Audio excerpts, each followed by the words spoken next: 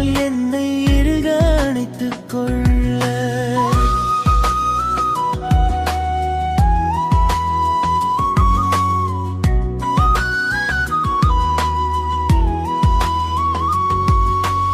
நடக்கும் வழியில் நித்தமும் என்னை நேசமாய் நடத்தி வந்தீரே. இடறி நானும் விழுந்த போதும் இரக்கமாய் ஏந்திக் கொண்டீரே.